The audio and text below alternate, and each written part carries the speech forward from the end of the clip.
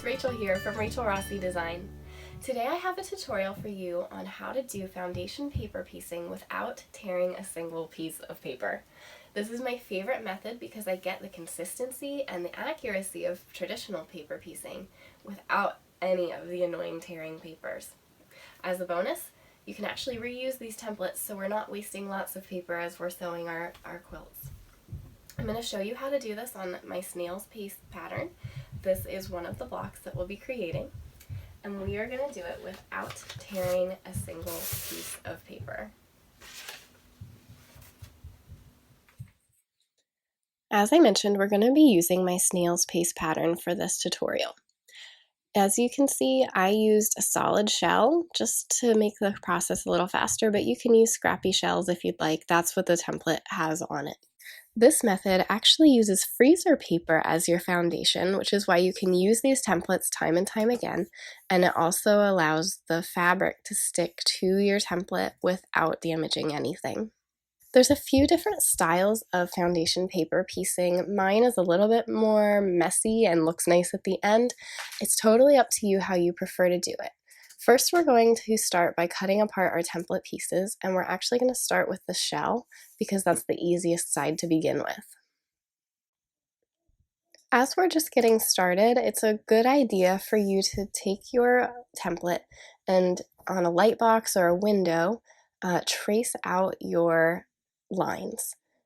This isn't something that'll be necessary long term, but it really is helpful as you're getting started and getting used to this technique.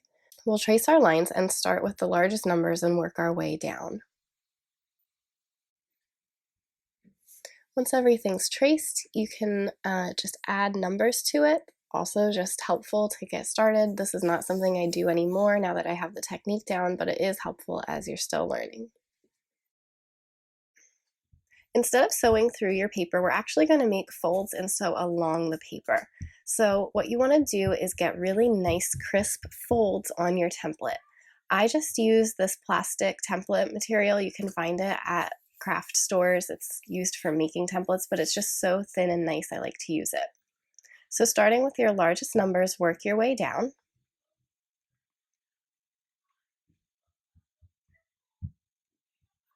And you're just putting that template piece along the line that you're trying to fold and getting a nice crisp edge.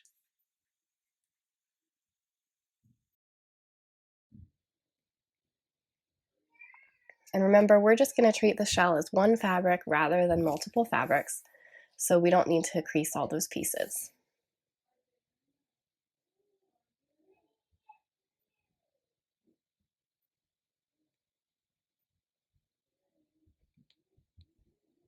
And there, everything's nice and folded, ready to go.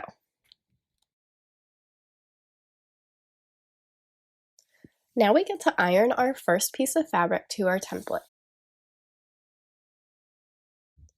Take your shell fabric with the wrong side up and place your template on top of it with the waxy side facing the wrong side of your paper. Remember, this is one fabric shell, so we're counting this as piece number 1.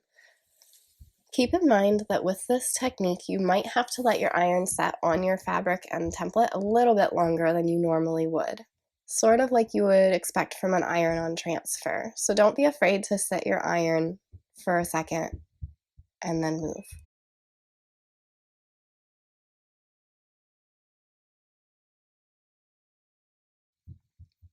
As you can see, that fabric's not going anywhere, which is why this is such a precise technique. So we treated that as piece number 1. Now we're going to skip to piece number 2. Use your fold line that you already created to fold along the crease between section 1 and 2. It's easiest to show you this part on a light box so that you can see what's happening. I don't typically use a light box here, but I thought it might be an easier way to show you what's happening between all the layers of your fabric. So what we would like to happen is we want our fabric's right sides together, and we want a 1/4 inch seam available for both pieces. So here it is on a light box. We have our shell, definitely covered on all 4 sides. We have our crease, and now we're going to add our second fabric right sides together. Make sure it's right sides together. And you want to see that there's at least 1/4 of an inch seam allowance right along the edge of your paper. And more is always better here. We can trim it off. Then we're going to sew very carefully right along the edge of our paper.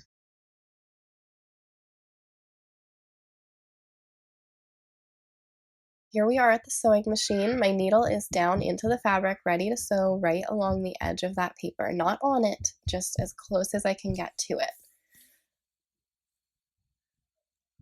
Foot number 1C, if you're a Bernina user, is great for this method because it has a line that shows you where that needle is going to land. So here I go, I'm just stitching down the very edge.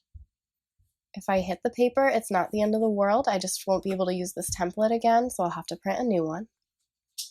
But just getting as close as you can to that edge of the paper. So there you see it. I hit the paper a tiny bit, but no big deal. I might even still be able to use this template, but there's no stitches there for me to rip. Now we're going to go ahead and trim this, iron it, and move to piece number 3. So we've got our fabric laying flat and our paper folded back away from our fabric, and I'm using my add 1/4 ruler to trim. It's got this great little ridge on it that sits against your paper and makes these 1/4 inch seams really, really quick work.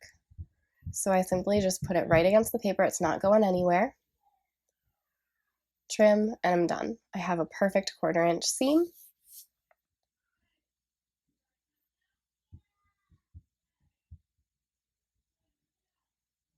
And there you have it. So there's his shell and the first part of his body. Now we need to iron it. So I like to iron fabric side first. You can also use a seam roller here. I prefer ironing, but sometimes if you're using smaller pieces of fabric, it is a good idea to use a seam roller so that you don't get the freezer paper on the bottom of your iron. And then I turn it over and make sure that it's all nice and pressed right against my template. So we're going to fold back along the lines between piece number 2 and piece number 3. So I'm folding along that line. I'm going to grab piece number 3, I'm going to put it right side up so that our fabrics are right sides together, and now it's really easy to see that 1/4 inch seam because I can fold my fabric back and eyeball it and know that I have a definite 1/4 inch seam available to me. So we're going to sew along that edge just like we did before. So here we are again at the sewing machine. We're going to put our needle down first so that we're sure that our needle is going next to our paper, not in it, and do a tiny back stitch or securing stitch before you get started. So all the way down about 1/4 of an inch past where your line ends.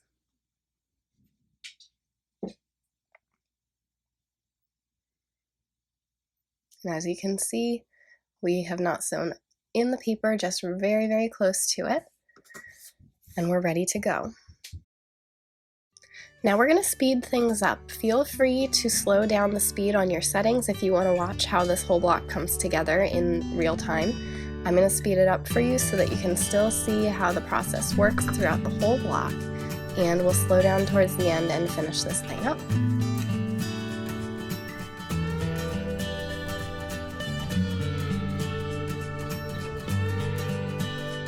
So we've got our shell and our head and our body. Now we need to move on to the background pieces.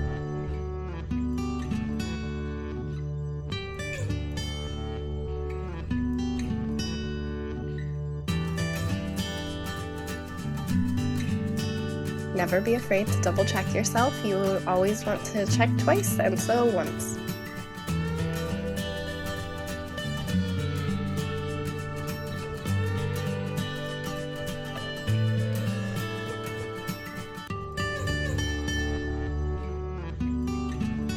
When you're cutting, make sure that your fabrics are all laying flat.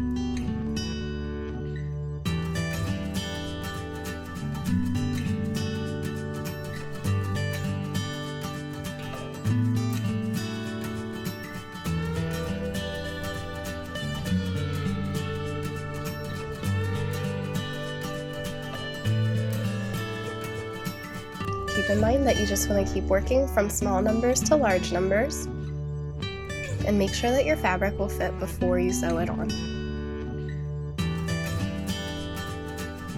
Don't be afraid to take a peek, fold your fabric back and make sure that that 1/4 of an inch seam is there for you.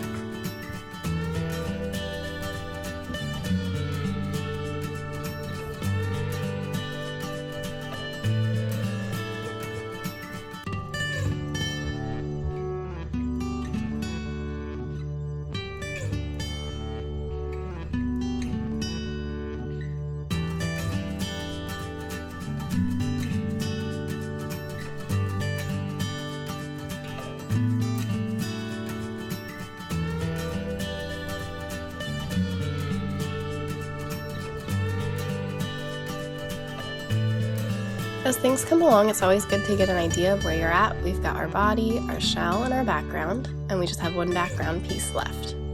It's easy on patterns like this to get confused, so feel free to mark or color in your template.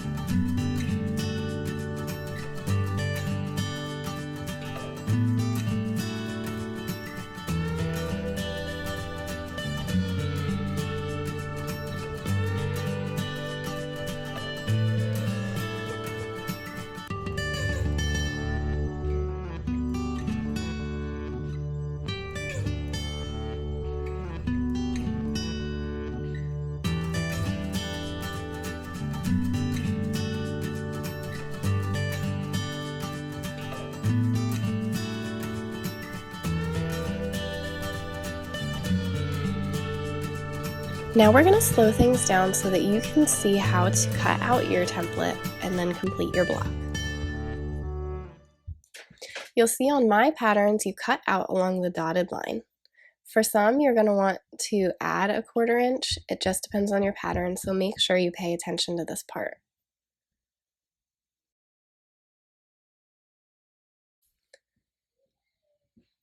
I like to trim my blocks out as I go.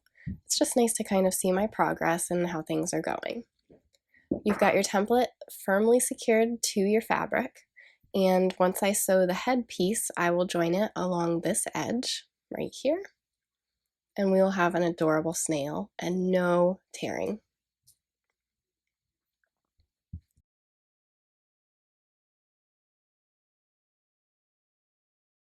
As you can see, it is so easy to peel this off, and then you can reuse it time and time again. I usually get about 3 or 4 uses out of each template.